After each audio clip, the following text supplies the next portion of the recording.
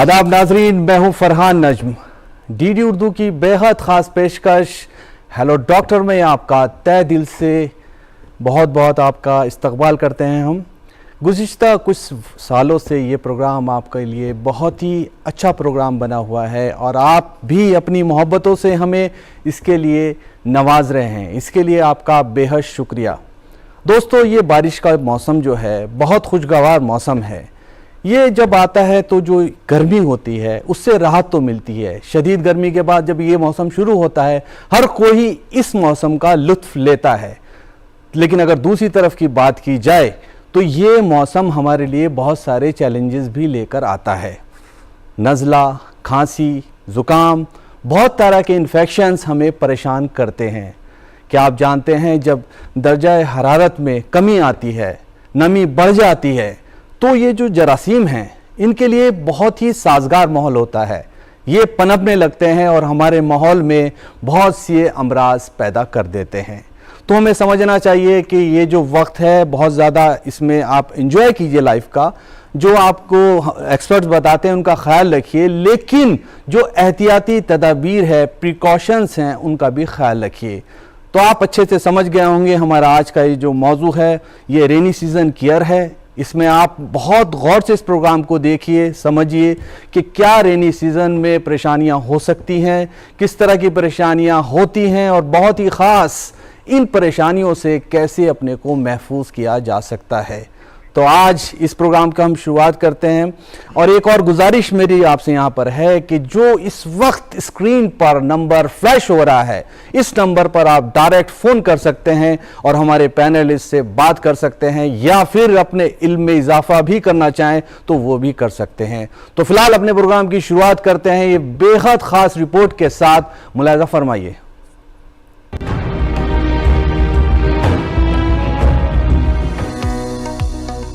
नाजरीन, बरसात का मौसम जहां गर्मी से राहत और ठंडक का एहसास लाता है, वहीं ये कोई बीमारियों का सबब भी बनता है।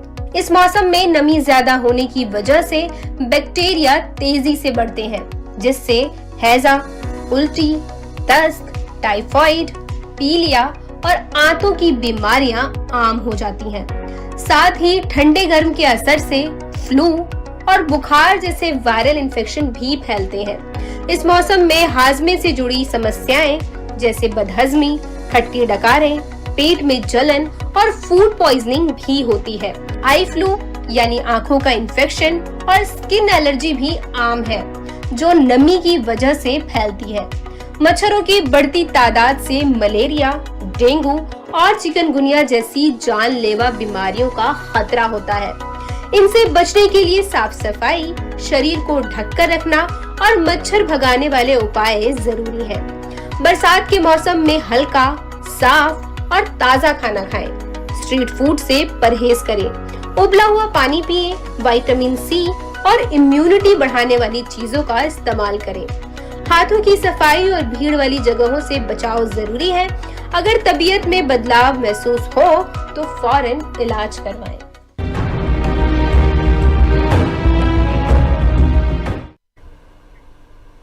नाजरीन, ये बरसात का मौसम बहुत खुशगवार हमारे लिए हो सकता है। हम इसका लुत्फ़ उठा सकते हैं। बारिश की ये छम छम की आवाज़ भी हमारे कानों को बहुत अच्छी लग सकती है। लेकिन दूसरी तरफ देखा जाए कि अगर इस मौसम में हम अपना ख्याल नहीं रखेंगे, अपनों का ख्याल नहीं रखेंगे, तो बहुत सारी संगीन परेशानियों से भी हम घिर सकते हैं और बहुत सारे अमराज हमें परेशान कर सकते हैं।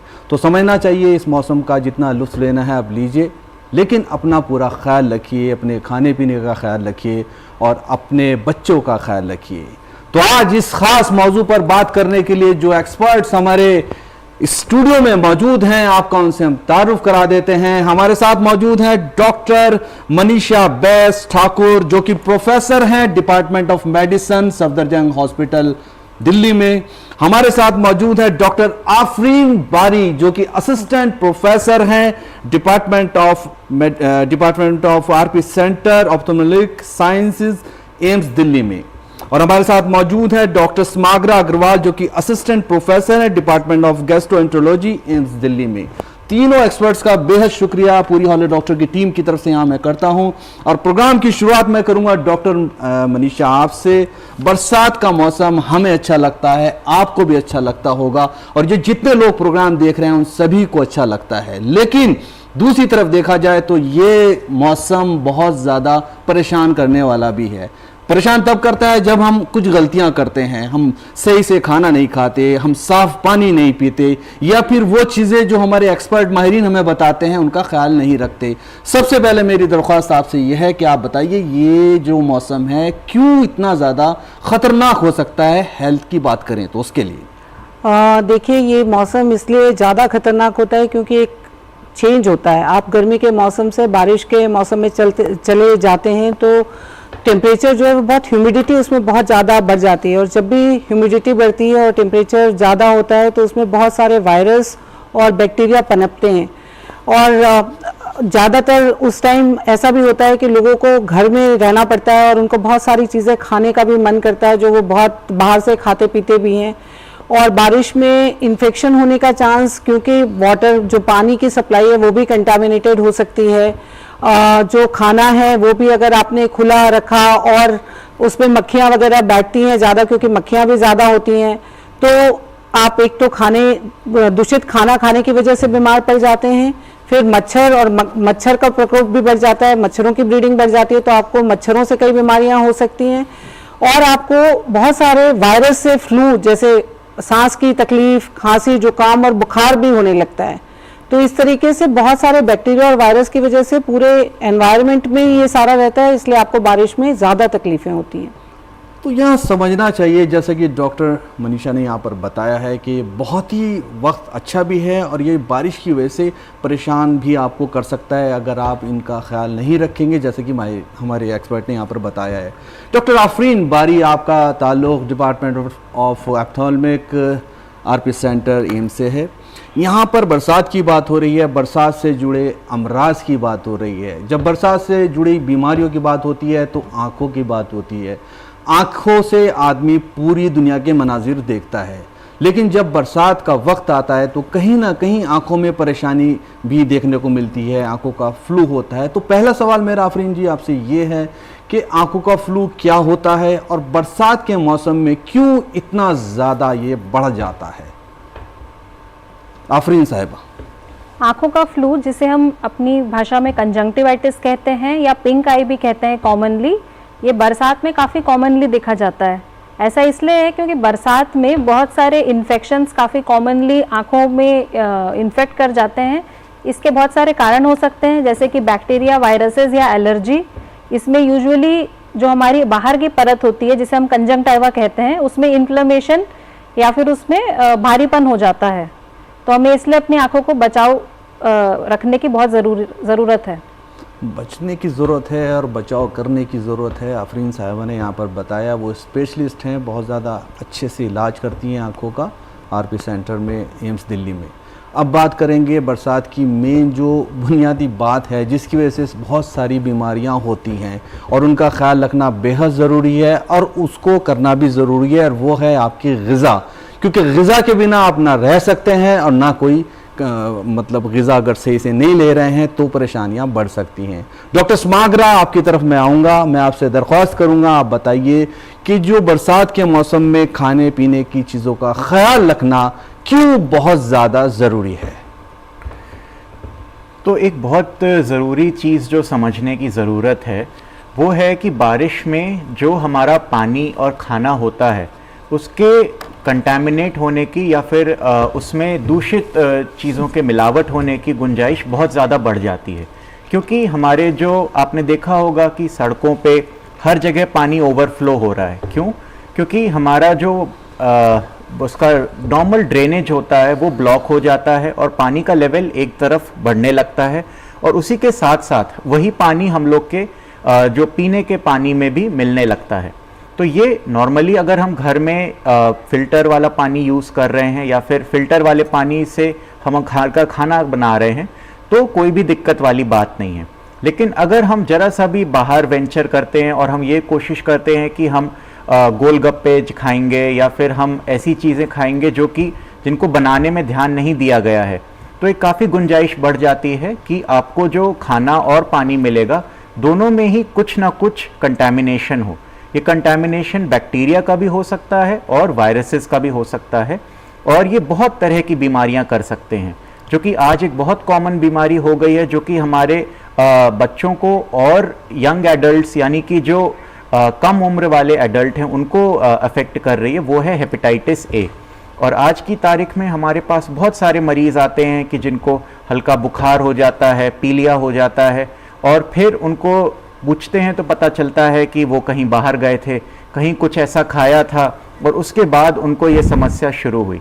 तो ये जो भी बीमारियां हैं ये सारी कहीं ना कहीं हमारे पानी से और खाने से जुड़ी हुई होती हैं।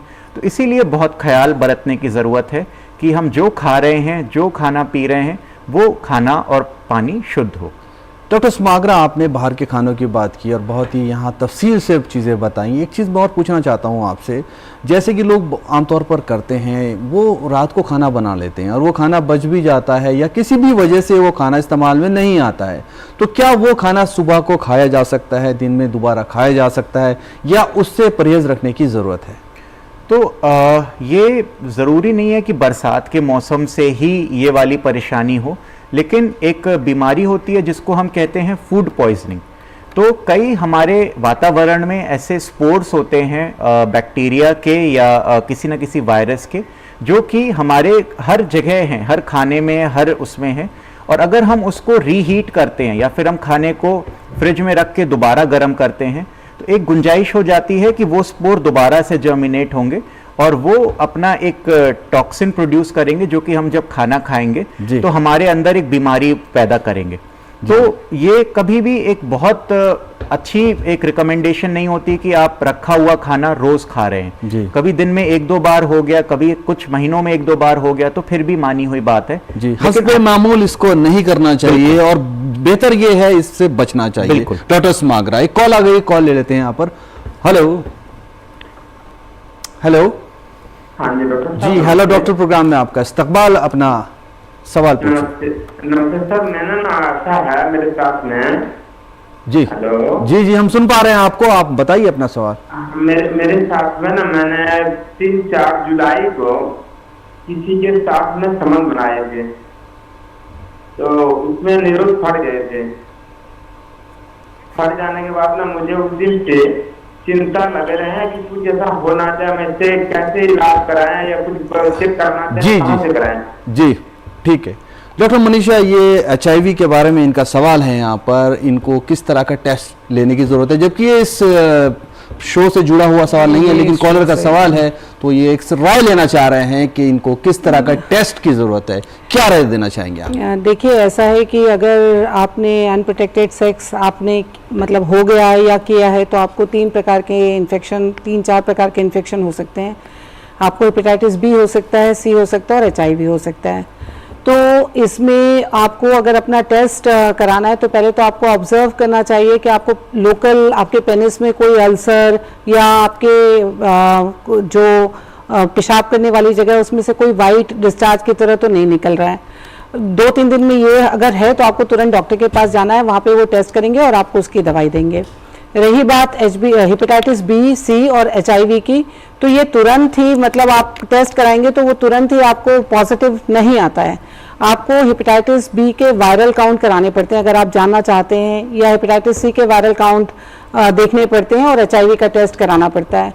तो उससे बेटर है कि आपका जो पार्टनर है आप उसका टेस्ट करा के देख लें। अगर वो पॉजिटिव है तो आपको तुरंत टेस्ट करा के सब कुछ देखने की जरूरत है। अगर वो निगेटिव है या विंडो पीरियड में है तो आप 6 महीने के लिए रुक सकते हैं। फ़ोन करने के लिए आपका बेहद शुक्रिया। ये जो बातें बताई हैं आप इनका ध्यान रखिएगा। फ़ोन करने के लिए आपका बेहद शुक्रिया। डॉक्टर मनीषा, आपकी तरफ यहाँ दोबारा आऊँगा मैं। ये बात आपने तफसील से बताई थी अभी आपसे जब हमारी बात चल रही थी। अब मैं जानना चाहता हूँ कि इस बरसात के मौसम में कौन कौन से अमराज, बीमारियाँ सबसे ज़्यादा देखने को मिलती हैं? बारिश के मौसम में सबसे ज़्यादा जो बीमारी दिखती है वो है गैस्ट्रोएंटाइटिस। गैस्ट्रोएंटाइटिस मतलब टट्टी और उल्टी होना, जिसको हम साधारण भाषा में बोलते हैं कि आपने खाना खाया उसके बाद आपको टट्टी और उल्टी होने लगी। कॉलेरा भी हो सकता है, जिसमें आपको बिल्कुल इतना ज़्यादा स्टूल होते हैं कि आप बिल्कुल डिहाइड्रेट होकर अस्पताल में पहुंच जाते हैं। उल्टियाँ आपको होती हैं, उसके बाद आपको थोड़े दिन के बाद, 1-2 दिन के बाद आपकी आंखें पीली होने का, जैसे डॉक्टर साहब बता रहे थे, हेपेटाइटिस ए बहुत कॉमनली देखा जाता है। टाइफाइड बुखार भी इसी मौसम में होता है, जो आपको गंदे दूषित पानी पीने से होता है, उसमें बुखार आता है और आपको उल्टियाँ हो सकती हैं, बुखार हो सकता है, शरीर में चक्करें पड़ने की हो सकती है। बारिश के मौसम में आपको गला खराब होने का, नाक बहने का, जिसको हम URI बोलते हैं, वो होता है। जितने भी वायरल टाइप के निमोनियाज होते हैं, मतलब जिसको हम लोअर रेस्पिरेटरी ट्रैक्ट इन्फेक्शन बोलते हैं, वो हो सकते हैं। आपके शरीर में फंगल इन्फेक्शन हो सकता है, जिसको हम टीनिया इन्फेक्शन बोलते हैं, क्योंकि बहुत पसीना निकलता है और आपके जो भी लेयर्ड वाली जगह है, जहाँ पे आपके स्किन के फोल्ड्स हैं, जैसे आपके आर्म पिट है, आपकी जांघें हैं, वहाँ पर आपको फंगल इन्फेक्शन भी हो सकता है। तो जॉन्डिस, बुखार, सर्दी जुकाम और फंगल इन्फेक्शन, ये, और उसके बाद थोड़े दिन के बाद जब बारिश हो जाती है और रुक जाती है, तो आपको मलेरिया और डेंगू और चिकनगुनिया, ये 3 और बीमारियां हैं जो इसी बारिश के मौसम में आपको होंगी, लेकिन थोड़े दिनों के बाद होंगी। तो ये सारी बीमारियां होती हैं। ओके। डॉक्टर आफरीन, आपकी तरफ मैं आऊँगा। अभी आपने फ्लू का जिक्र किया था, आई फ्लू का। अब मैं जानना चाहता हूँ, अगर आई फ्लू हो जाता है तो उसे कैसे डील किया जाए?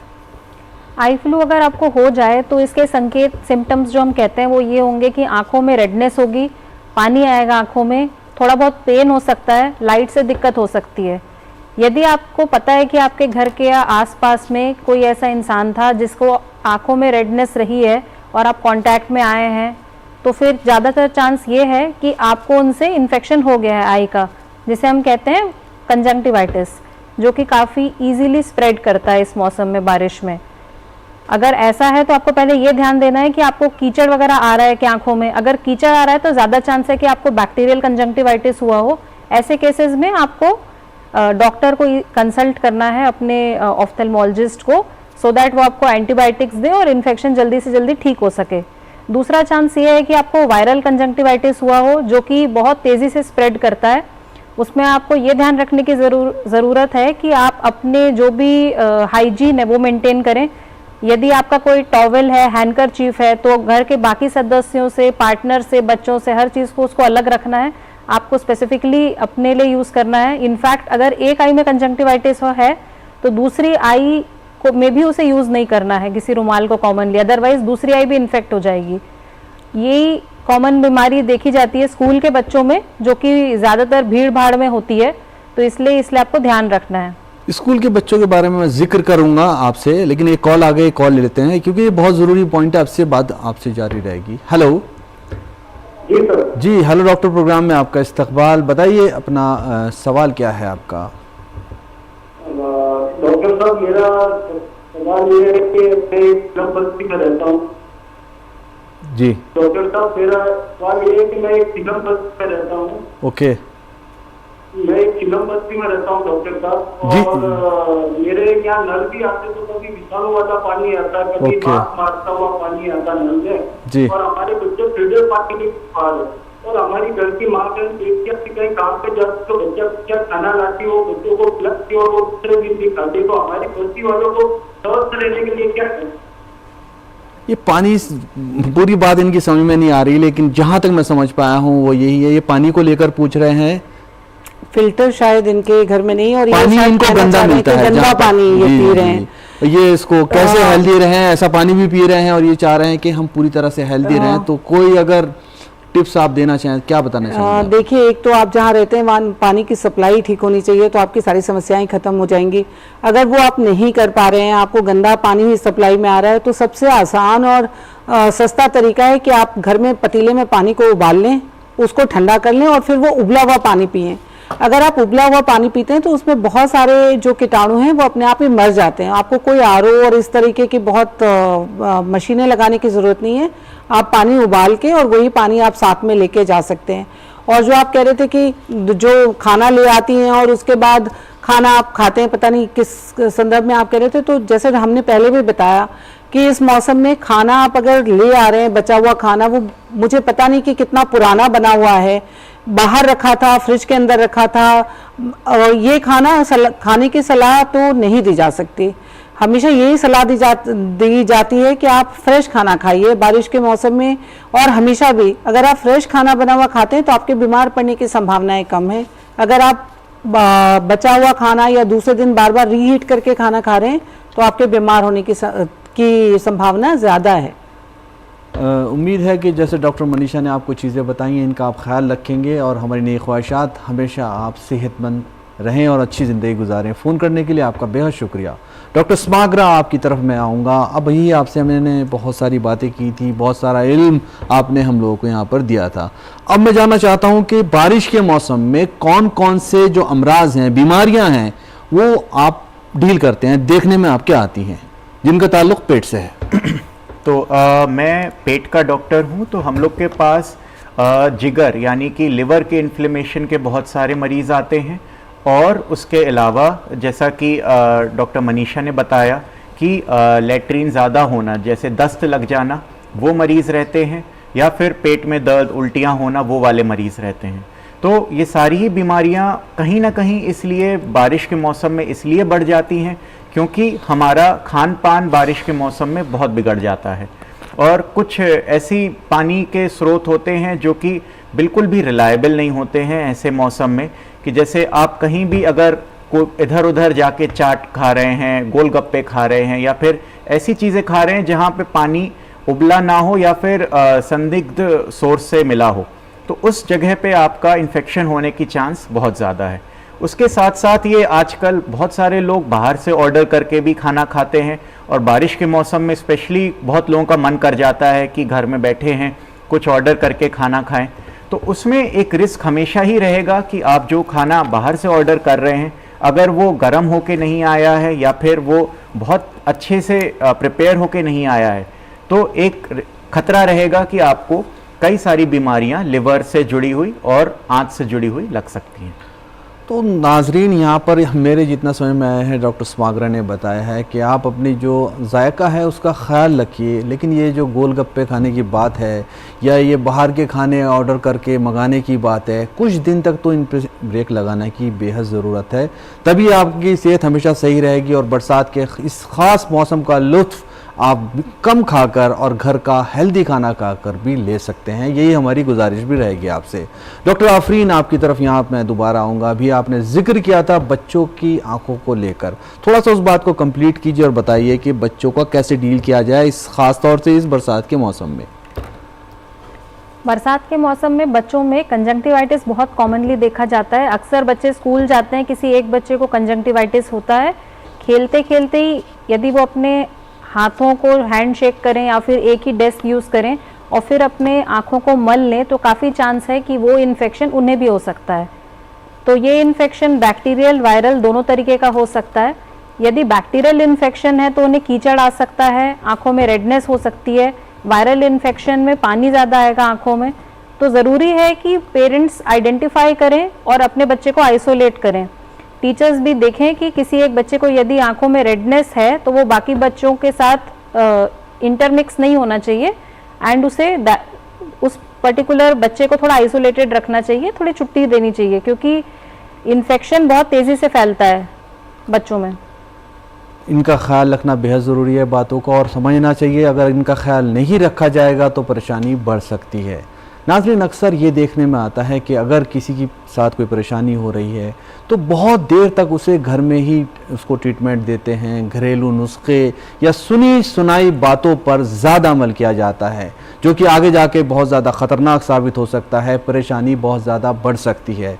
यहाँ पर मैं डॉक्टर मनीषा से मैं दरख्वास्त करूँगा और ये जानना चाहता हूँ कि कोई भी इस तरह के साइन जब घर में देखने को मिलते हैं तो कब बिल्कुल नहीं रुकना चाहिए और हॉस्पिटल की तरफ पेशेंट को ले जाना चाहिए, ख़ास तौर से इस बरसात के मौसम में। देखिए, सबसे जो कॉमन चीज़ है वो टट्टी उल्टी वाली बीमारी है।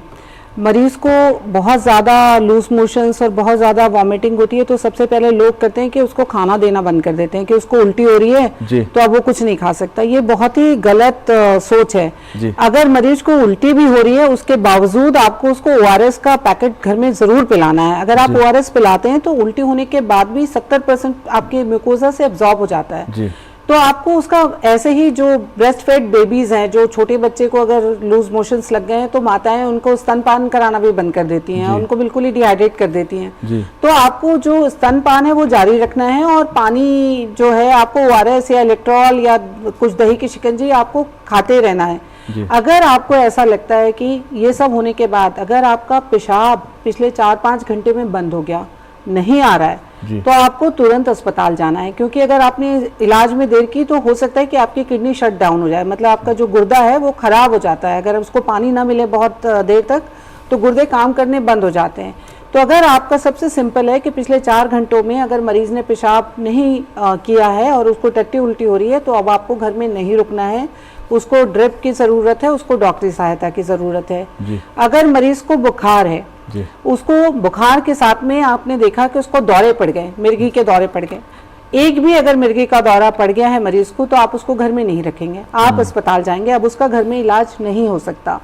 अगर आपका मरीज बुखार की वजह से कुछ गफलत में बातें कर रहा है, आपको पहचान नहीं रहा है, वो कुछ अनाप शनाप बक रहा है, या वो बेहोशी की हालत में चला गया है, जिसको हम कहते हैं अनकॉन्शियस हो गया है, तो अब आपको मरीज को उठा के तुरंत घर लेके जाना है, अस्पताल ले जाना है, घर में नहीं रखना है। उल्टी में अगर ब्लड निकलने लगे और टट्टी में ब्लड निकलने लगे, अगर आपने ब्लड देखा उल्टी टट्टी में या शरीर के किसी और चीजों में ब्लड अगर निकल रहा है, आपको उस मरीज को लेकर घर में नहीं रुकना है, उसको कोई आपकी जरूरत नहीं है, अब उसे डॉक्टर की ज़रूरत है और हॉस्पिटलाइजेशन की ज़रूरत है। तो आप ऐसे मरीजों को कृपया घर में ना रखें। ये समझने की ज़रूरत है कि अगर इस तरह के मरीजों को आप घर में रखेंगे तो ये परेशानी कम नहीं होगी बल्कि बढ़ जाएगी, इसका ख्याल रखिए। और ये सारी बातें जैसे कि डॉक्टर मनीषा ने बताई हैं, इन पर अमल ज़रूरी है अगर खुदा न खास्ता कुछ इस तरह के हालात पैदा होते हैं। एक कॉल आ गई है डॉक्टर मनीषा, वो ले लेते हैं, उसके बाद बातचीत जारी रहेगी। हेलो। नमस्कार जी। हेलो डॉक्टर, प्रोग्राम में आपका इस्तकबाल, अपना सवाल पूछिए। जी, मेरा सवाल ये था कि अक्सर घर वाले कहते थे कि जैसे बदन में इचिंग वगैरह होती है तो बरसात के पानी में नहा लो तो वो खत्म हो जाती है। तो और एक चीज और कि जैसे बारिश शुरू हुई है, मुझे जुकाम शुरू हो गया है, बदन गर्म है लेकिन जब आप थर्मामीटर चेक करिए तो फीवर नहीं आता, तो ये क्या बारिश की वजह से दिक्कत है? डॉक्टर मनीषा, वापस आपके पास मैं आऊँगा। इनका सवाल तो आपने सुन ही लिया है, तो आपका क्या रिएक्शन है इस पर? देखिए, जो आपको खुजली की शिकायत है और वो बारिश के पहले पानी में नहाने से कोई उसमें ऐसे कुछ चीज़ें नहीं होती। बारिश के पहले पानी में पहले और आखिरी में सब में एक ही तरीके का बारिश का पानी होता है। खुजली आपको हो सकता है कि कुछ एलर्जी है या आपके पसीना ज़्यादा है, सॉल्ट अगर बॉडी में चिपक गया तो आपको, वैसे भी आप नॉर्मल पानी से भी नहाएंगे तो शायद आपकी खुजली ठीक हो जाएगी। तो ये एक मिथ है कि आप बारिश के पहले पानी में नहाएंगे तो आपकी खुजली की बीमारी ठीक हो जाएगी। खुजली के कई कारण होते हैं। अगर सिंपल सिर्फ पसीने की वजह से आपको खुजली हो रही है तो वो किसी भी पानी में नहाने से ठीक हो जाती है। और दूसरा ये कह रहे थे कि इनको बुखार जैसा लगता है और जो थर्मामीटर में बुखार नहीं आता तो उसका क्या? तो अगर आपको बुखार जैसा लग रहा है और थर्मामीटर में बुखार नहीं आ रहा तो डॉक्टरों की भाषा में हम उसे बुखार मानते ही नहीं है। फिर मतलब उसकी बहुत सारी वजहें हो सकती हैं, वो बुखार नहीं है। बुखार, हर बुखार जो बुखार होता है वो थर्मामीटर में दिखता है। राइट। जैसा कि यहाँ पर डॉक्टर मनीषा ने आपको बातें बताई हैं, उम्मीद है ये आपने समझ ली होगी, आप इन पर अमल करेंगे। फ़ोन करने के लिए आपका बेहद शुक्रिया। डॉक्टर समागरा, मैं अब आपके पास आऊँगा। आपने यहाँ जिक्र बार बार किया कि बाहर के खाने ना खाएं और खाने को जो घर का खाना है वो खाएं, फ्रेश खाना खाएं। अब मैं आपसे ही पूछता हूँ कि हमारे प्रोग्राम देखने वालों को आप बताइए कि क्या हेल्दी डाइट इस मौसम के हिसाब से होनी चाहिए? डॉक्टर समागरा। तो इसमें नाश्ते से शुरू करेंगे और रात के डिनर तक हम डिनर तक बात करेंगे। नहीं, हेल्दी डाइट हर मौसम के लिए एक ही होती है जी, जिसको आजकल हम लोग एक पिरामिड के फॉर्म में बोलते हैं कि सबसे ज़्यादा हमको जो खाना खाना है वो है कि हमारा जो प्रोटीन युक्त खाना है, उसमें हमारा दाल आ जाता है, दूध आ जाता है, दही आ जाता है, पनीर आ जाता है, अंडा आ जाता है, कुछ ये चिकन और ये नॉन वेज आइटम भी आ जाते हैं। तो ये हमारा एक मेजर पार्ट ऑफ डाइट होना चाहिए।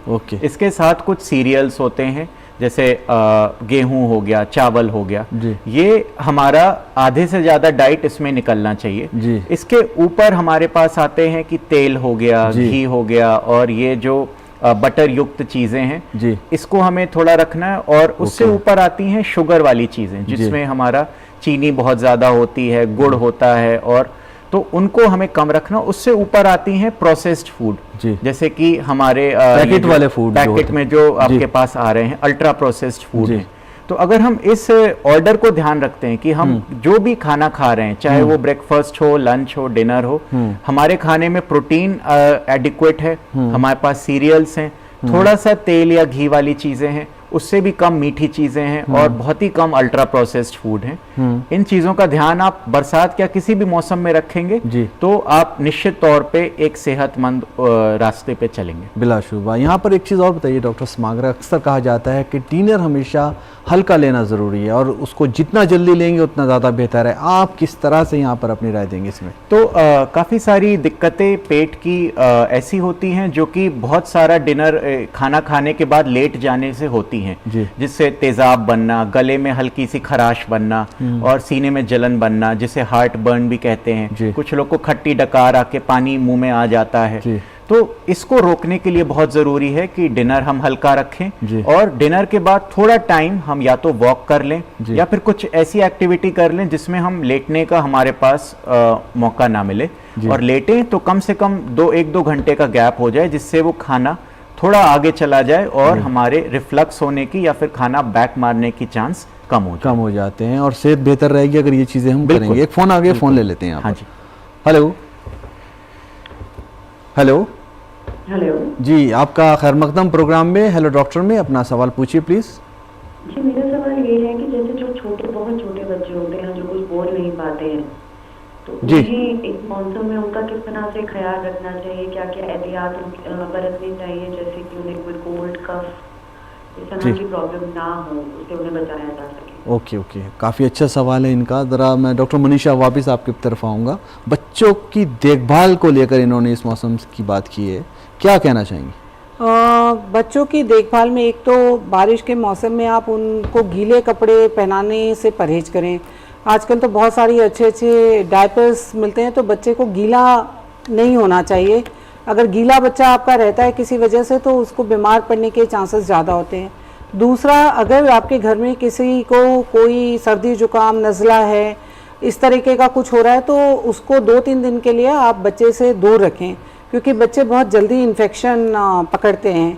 तीसरा ये है कि अगर आपका बच्चा सिर्फ ब्रेस्ट फीडिंग पर है तो आप उसको ब्रेस्ट फीडिंग टाइम पर कराते रहें। अगर आप उसको बॉटल फीड दे रहे हैं तो बॉटल की केयर ठीक तरीके से करें, मतलब उसका निपल अच्छी तरीके से उबाल के, हाथ को अच्छी तरह साफ करके और दूध उसमें बना के दें। एक ही बॉटल को बार बार रीयूज़ ना करें आप, कि बिना साफ किए फिर आपने एक बारी दूध उसमें बना दिया, अगली बारी फिर उसमें दूध बना दिया, तो इस तरीके से आप ना करें। और अगर आपका बच्चा खाना खाता है, थोड़ा बड़ा है, जो ब्रेस्ट फीडिंग के अलावा कुछ करता है, तो आप उसको मौसमी फल ज़रूर दें, क्योंकि मौसमी फल में विटामिन सी की मात्रा बहुत ज़्यादा रहती है।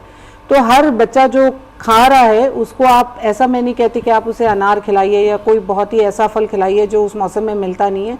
जो भी फ्रूट उस मौसम में अवेलेबल है आप वो फ्रूट अपने बच्चे को दे सकते हैं और उसे पानी पिलाएं, उसे डिहाइड्रेट ना होने दें। राइट, बहुत अच्छे से यहाँ से तफसील से बताया है डॉक्टर मनीषा ने। उम्मीद है ये बातें आपने समझी होंगी और आपके बच्चे के लिए बेहद कारगर साबित होंगी बातें। फ़ोन करने के लिए आपका बेहद शुक्रिया। मैं भी इसमें एक ऐड करना चाहता हूँ डॉक्टर मनीषा, अभी जिक्र किया है आपने बच्चों की डाइट की बात की है। जो बच्चे स्कूल जा रहे हैं, स्कूल जाने के बाद वो मतलब खाना लेके जाते हैं, तो कौन सी डाइट उनके लिए बेहतर है? क्योंकि पेरेंट्स तरह तरह के उनको मतलब जो बच्चा पसंद करता है वो डाइट की आदत वो डाल देते हैं, वही डाइट जिद पे पूरी कर देते हैं। आप क्या कहना चाहती हैं? देखिए, हमेशा जो हमारे मतलब सदियों से हमारे भारतवर्ष में हम कहते हैं कि ताज़ा खाना बनाइए और ताज़ा खाइए तो आप बीमार कम पड़ेंगे। तो टिफ़िन में भी जो आप लंच बॉक्स बच्चे को दे रहे हैं, मैं यही कहूँगी कि आप उसमें, आपका बच्चा सुबह जाता है तो माएँ सुबह उठ के उसको फ्रेश खाना बना के दें। रात का बचा हुआ कुछ उसके टिफ़िन में ना रखें, क्योंकि बच्चों का टिफ़िन बाहर रहता है, धूप में रहता है, ख़राब होने के चांसेस ज़्यादा हैं जी। और आप दूसरा, जैसे हम पहले भी यहीं इसी फोरम पे डिस्कस कर चुके हैं कि प्रोसेस्ड फूड उसमें देने की कोशिश ना करें।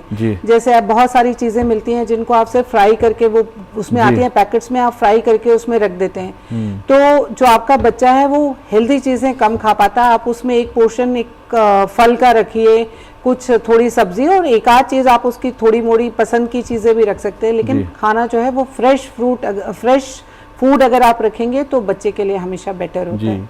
एक बात और मैं आपका ध्यान दिलाना चाहूँगा यहाँ पर, जो ये हैंड्स को वॉश करना है या इन्हें सैनिटाइज करना है, इसकी कितनी ज़्यादा ज़रूरत है? देखिए हैंड सैनिटाइज बच्चों के लिए खासतौर तो बात हो रही है यहाँ। बच्चों के लिए क्या, बड़ों के लिए क्या, या बूढ़ों के लिए क्या, कोविड का एरा हम सब ने देखा है। हम सब जानते हैं कि अगर आपने अपने हाथ साफ नहीं रखे तो आपको दुनिया जहान की परेशानियों का सामना करना पड़ता है। तो हाथ धोना, हाथ साफ करना, ये तो आपके रूटीन में शामिल होना चाहिए। आप खाना खा रहे हैं, नहीं खा रहे हैं, मतलब हर तरह की बीमारी, अगर आप अपने नाखून काट करके रखते हैं और आप किसी भी गंदी सतह को छूने के बाद आप अपना हाथ साफ कर लेते हैं और फिर खाते हैं, तो मुझे लगता है कि आपके 70 से 80% समस्याएं जो हैं, मतलब आई फ्लू क्या और भी बहुत सारी बीमारियां, सब कुछ आप कंट्रोल कर सकते हैं सिर्फ हाथ धोकर, सिर्फ हाथ धोकर।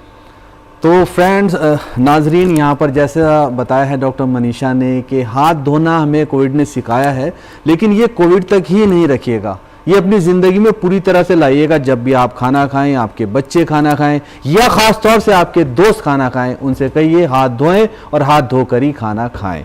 यहाँ पर मैं अब डॉक्टर आफरीन की तरफ आऊँगा। काफ़ी देर से आपसे कोई बात नहीं हो पाई, फ़ोन्स भी आ गए थे। डॉक्टर आफरीन, एक चीज़ मैंने बहुत देखी है, और आप तो खैर एक्सपीरियंस डॉक्टर हैं, इस मौसम में लोग अपनी आंखों को बहुत ज़्यादा मलते रहते हैं और उनकी आंखें लाल भी रहती हैं। तो ये मलना क्या गलत है और ये आंखें लाल क्यों रहती हैं, क्या कहना चाहेंगे यहाँ पर आप? आँखों को मलना इस सीज़न में ही नहीं, किसी भी सीज़न में आँखों को मलना नहीं चाहिए। यूजुअली इस सीज़न में ज़्यादा कॉमनली देखा जाता है, क्योंकि ये संकेत है एलर्जी आई डिसीज़ का। लेकिन हो सकता है कि आपको एलर्जी के साथ साथ कोई इन्फेक्शन भी हो, तो इसलिए मलने से बहुत सारी कॉम्प्लिकेशंस हो सकती हैं। हो सकता है कि आप को लॉन्ग रन में कोई पुतली की बीमारी हो जाए, हो सकता है कि इन्फेक्शन था, आपने उसको मल लिया तो वो उससे बढ़ जाए, तो ये सारी दिक्कतें हो सकती हैं। इसलिए आंखों को मलना बिल्कुल भी नहीं चाहिए। और आपकी आंखें यदि रेड रही हैं, 1-2 दिन भी रेड रही हैं, तो आपको डॉक्टर को दिखाना बहुत ज़रूरी है, क्योंकि आपको पता करना चाहिए कि क्यों आखिर ये आंखें लाल है। जी, एक चीज़ मैं डॉक्टर आफरीन आपसे यहाँ पर पूछना चाहूँगा, ये बरसात के मौसम की भी तो बात है, ये कभी भी हो सकता है इंसिडेंट किसी के साथ भी। अगर किसी की आंख में कुछ गिर जाता है, जैसे कांच का कोई हिस्सा है या फिर घास है या कोई खेतों में काम कर रहा है और वो उसको मल लेता है, तो उसके बाद क्या पूरी आंख खतरे में आ सकती है? एकदम उसमें क्या स्टेप लेने की ज़रूरत है?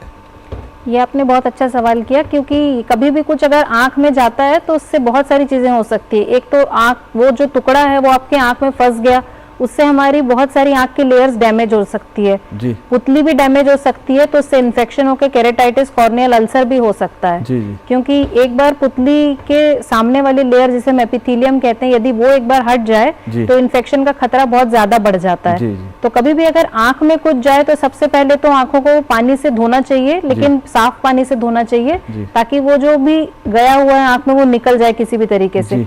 उसके बाद भी यदि आपको लग रहा है कि कुछ गड़ रहा है या कुछ है, तो एक बार अपने आई के डॉक्टर को दिखाना बहुत ज़रूरी है। जी, उसको खुद ही ट्रीट मत करें, खुद ही वो जो घर में सुनी सुनाई बातें हैं उन पर अमल ना करें, बल्कि एक अच्छे एक्सपर्ट की तरफ जाने की ज़रूरत है। नाज़रीन, इस बात को बहुत समझना चाहिए और इसका ख्याल रखने की बेहद ज़रूरत है।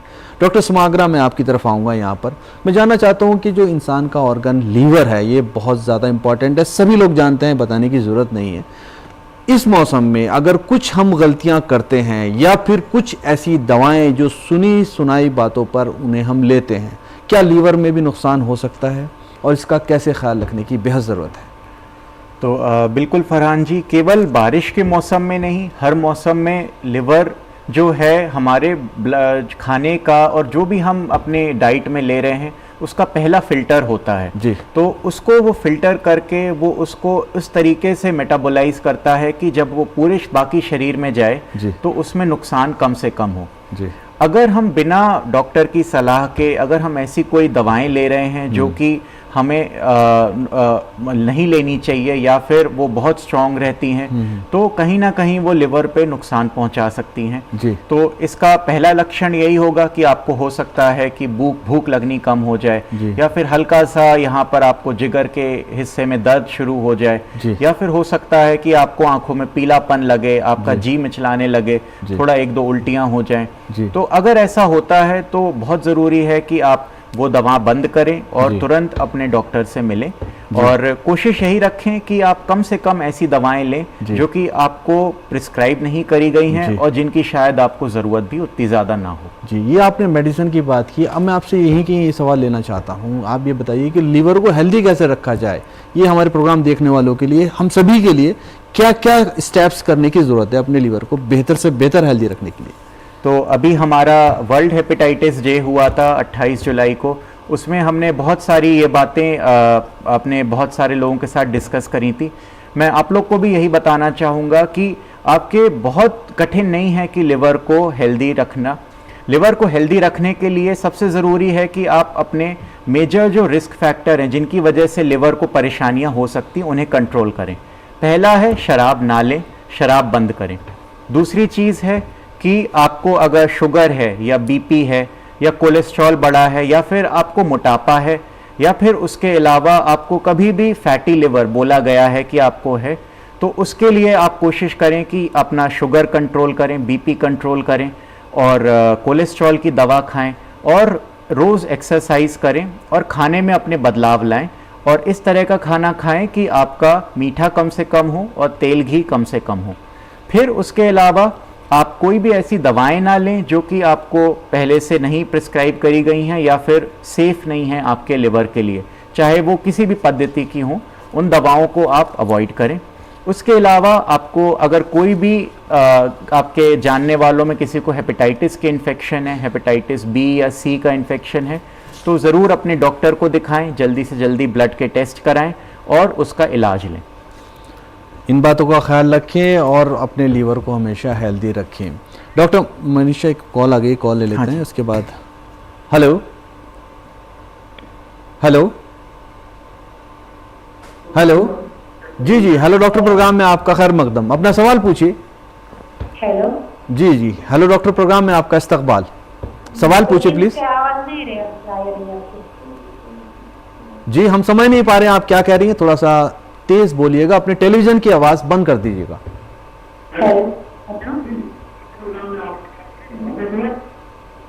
जी बताइए, पूछिए, हम सुन पा रहे हैं आपको, अपना सवाल पूछिए। सर, आपने जो आई के बारे में जो बताया। जी, अपने टेलीविजन की आवाज बंद कर दीजिए, धीमी कर दीजिए, हम सुन नहीं, आप हमें सुन नहीं पा रही हैं सही से। आपने जो अभी बात की ना आई के बारे में, जी है ना जी जी, तो क्या पूछना चाहती हैं आंखों के बारे में आप? हाँ, वही वो जेनेटिक प्रॉब्लम रहता है आपका, इसका इलाज नहीं है क्या आफरीन जी, कुछ समझ में आ रहा है आपके क्या सवाल है? इनका आंखों से ताल्लुक रखता हुआ सवाल है लेकिन क्लियर नहीं है सवाल। मैं इनसे ही ताल्लुक रखता हुआ आपसे सवाल करना चाहता हूँ। ये इन्होंने शायद आँख की हेल्थ के बारे में बात की है, हमारा प्रोग्राम बिल्कुल लास्ट में पहुँच गया है, थोड़ा सा एक तो ये बता दीजिएगा कि अपनी आँखों को कैसे हेल्दी रखें। आंखें जैसे बाकी सारे ऑर्गन्स होते हैं, आंखें ही बहुत इम्पोर्टेंट हैं। They are basically the provide you the vision, they provide you the vision, they provide you with the, they guide you in the world.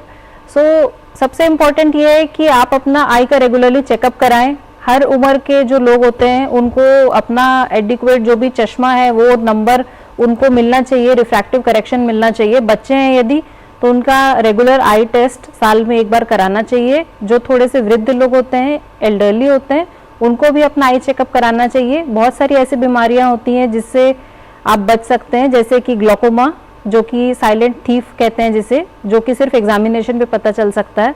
और पर्टिकुलरली इस रेनी सीजन के कंटेक्स्ट में ये बताना चाहती हूँ मैं कि अपने हाथ धोकर ही आइस को टच करें। किसी भी तरीके से गंदा पानी या बारिश का पानी आंखों में न जाने दें। अगर आपको आई किसी भी तरीके से रेड लगती है तो अपने ऑफ्थेल्मोलॉजिस्ट को कंसल्ट करें। राइट। मैं अब यहाँ प्रोग्राम बिल्कुल लास्ट में पहुँच गया है। शॉर्ट अपना मैसेज दीजिए डॉक्टर मनीषा, क्या कहना चाहेंगी, क्या पैगाम देना चाहेंगी प्रोग्राम देखने वालों को? थोड़ा उसमें डेंगू भी डाल दीजिए, अगर कभी डेंगू किसी को होता है तो कैसे डील करें? देखिए, अगर आपको बुखार है, आपके शरीर में चकत्ते निकल आए, छोटे छोटे दाने निकल आए हैं और आपको बुखार की में बहुत सारा सिर दर्द और आंखों में दर्द हो रहा है तो आपको डेंगू है। आप डेंगू में ऐसा नहीं है कि आपको दौड़ के तुरंत ही अस्पताल चले जाना है। मैंने पहले भी बताया था, अगर आप बेहोशी की हालत में आपको कहीं से खून निकल रहा है तो आप जाएं, जो ये मिथ है कि बकरी का दूध पीना है या पपीते के पत्ते चबाना है उससे प्लेटलेट बढ़ जाती है और हर डेंगू के जो आदमी है उसको प्लेटलेट देने की ज़रूरत है, ये एक मिथ है। डॉक्टर बताएगा कि कब प्लेटलेट चढ़ना है, कब प्लेटलेट, उसकी गाइडलाइंस है, हमको वो फॉलो करना है। आपका काम है कि मरीज को हाइड्रेट करके रखना है। राइट। और दूसरा ये है कि बारिश के मौसम में आप अपनी सेहत का खुद ख्याल रख सकते हैं। सिर्फ आप गंदा खाना खाने से और गंदा दूषित पानी पीने से बचें। बाहर की चीज़ें कम खाएं और कोई भी फ्रूट जो मिलता है, मैं कहती हूँ उसमें विटामिन सी है, आप उस फ्रूट को ज़रूर खाएं। बहुत एक्सॉर्बिटेंट फ्रूट खाने की ज़रूरत नहीं। राइट। डॉक्टर आफरीन, आपका क्या मैसेज रहेगा, शॉर्ट में बताएं ज़रा आंखों की देखभाल के हवाले से। आंखों की देखभाल के लिए आप ये कर सकते हैं कि किसी भी तरीके से अपनी आईज को रब कभी भी ना करें। जो कॉन्टैक्ट लेंस पहनते हैं वो पर्टिकुलरली बारिश में कॉन्टैक्ट लेंस न पहने, चश्मे यूज करें क्योंकि उससे आपको एडिशनल प्रोटेक्शन मिलेगी। आंखों को रब नहीं करें। रेडनेस यदि हो रही है आंख में तो अपने हैंडकरचीफ से और बाकी सारी चीजें बिल्कुल अलग कर लें और अपने ऑफ्थेल्मोलॉजिस्ट को कंसल्ट करें। एकदम सही। खाने का शौक सभी को होता है और हमें भी है, आपको भी है, तो क्या खाना खाएं क्या ना खाएं थोड़ा सा बताएं प्लीज मैसेज के थ्रू। जो भी खाएं उसमें ध्यान रखें कि उसको ऐसी जगह से आप मंगाएं या फिर अपने घर में ऐसा बनाएं कि आपका उसमें कंटामिनेशन होने का, दूषित होने का चांस कम से कम हो। रखा हुआ खाना ना खाएं। जो भी पानी पिएं उबाल के लें या फिर फिल्टर वाला पानी लें और आप निश्चित तौर पे स्वस्थ रहेंगे। यहाँ पर तीनों में जो हमारे एक्सपर्ट्स हैं उन्होंने अपना बहुत अच्छे से यहाँ पर मैसेजेस दिए हैं, इसलिए मैं तीनों का शुक्रिया अदा करता हूँ अपनी तरफ से और हेलो डॉक्टर की पूरी टीम की तरफ से। नाज़रीन, ये आज का हमारा प्रोग्राम जो रेनी सीजन केयर पर था, बहुत ही अच्छा प्रोग्राम रहा है। हमारे माहिरीन ने आपको बहुत ही तफसील से एक एक बात बताई है। इन बातों का पूरा ख्याल रखिए। और एक चीज़ और मैं कहना चाहूँगा, अगर आप भी अपना कोई सजेशन देना चाहते हैं, कोई सुझाव देना चाहते हैं या कुछ भी कहना चाहते हैं, जो इस वक्त स्क्रीन पर हमारा मेल दिखाया जा रहा है, इस पर डायरेक्ट मेल कर सकते हैं और अपने सजेशंस हमें दे सकते हैं। दूसरा ये कि ये प्रोग्राम अगर आप YouTube पर भी देखना चाहते हैं तो ये प्रोग्राम YouTube पर भी अवेलेबल है, वहां जाकर भी आप इसे देख सकते हैं। और अब जो हम यहाँ पर बात करेंगे वो करेंगे अपने अगले हफ्ता के जो टॉपिक है उस के बारे में। हम अगले हफ्ते आपसे बात करेंगे ब्रेस्ट फीडिंग पर। ब्रेस्ट फीडिंग क्यों ज़रूरी है, ब्रेस्ट फीडिंग कब करानी चाहिए और किन बातों का ख्याल रखना चाहिए। तो अपना तब तक बहुत ज़्यादा ख्याल रखिए, सेहतमंद रहिए और ख़ास तौर से जैसा तीनों एक्सपर्ट्स ने बातें बताई हैं उनका ख्याल रखिए और ग़िज़ा का तो बहुत ज़्यादा ख्याल रखिए। हमेशा सेहतमंद रहिए, खुश रहिए। आदाब। हमेशा उबला हुआ या फिल्टर शुदा साफ पानी इस्तेमाल करें ताकि बीमारियों से बच सकें। बाहर के गैर महफूज और गंदे खानों से मुकम्मल परहेज करें। खाने से पहले और बाद में हाथ धोना अपना मामूल बनाएं। मच्छरों से बचाव के लिए घर के अंदर व बाहर सफाई का खास ख्याल रखें। जिस्म को मुकम्मल ढांपने वाले कपड़े पहनें ताकि मच्छर ना काट सकें। रोजाना ताज़ा फल और सब्जियां अपने ग़िज़ा में शामिल करें। विटामिन सी से भरपूर ग़िज़ाएं जैसे नींबू, माल्टा और आंवला जरूर खाएं। गैर जरूरी तौर पर भीड़-भाड़ वाली जगहों पर जाने से गुरेज करें।